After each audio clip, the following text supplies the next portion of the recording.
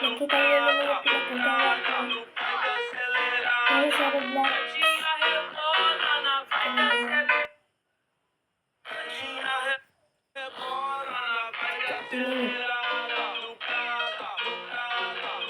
Pwedeng pa-like naman.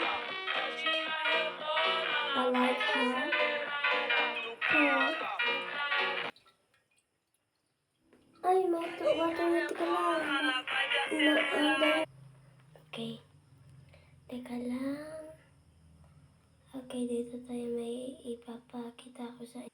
Ngayon, maglalaro tayo ng Boy vs Girl Tower sa Roblox. Team Boy ako dito, laban sa Team Girl. Oo, alam ko babae ang avatar ko guys, pero Team Boy pa rin ako. Tignan natin kung sino ang mas tatagal at makakaakyat sa tuktok ng tower. Boys ba o girls? Pero bago tayo mag-start, shoutout muna sa first 3 comment natin na kay Edward, Ian at kay Maru. Kung gusto mo shoutout, mag-like and comment ka na. Let's go! Okay guys, Team Boys tayo ngayon, pero kasama natin si Wetsky. Ay, sinindin, uy! Uy, yun! Ano to, Edo? Tingnan mo to. Meron tayong kalaban doon sa kabila.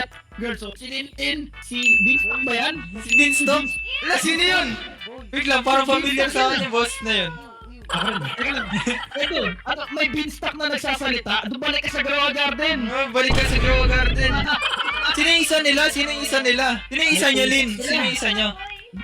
May pusa sila kasama. Saan yan? Pero sino yung isa nila, Wets? May isa silang kasama eh. Saan yun? Wala. Pero Wets, may papakita ko sa'yo dito. Tignan mo to. Uy! Ano yun? Ha? Ay, wala.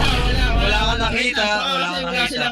Pero ngayon for today's video guys, maglalaro tayo ngayon ng Boys versus Girls Tower. Okay? Yes, let's go guys. Alright, Alright, tayo makat na pinakataas. Pag sino unang umakyat sa pinakataas, panalo. may rules ako guys.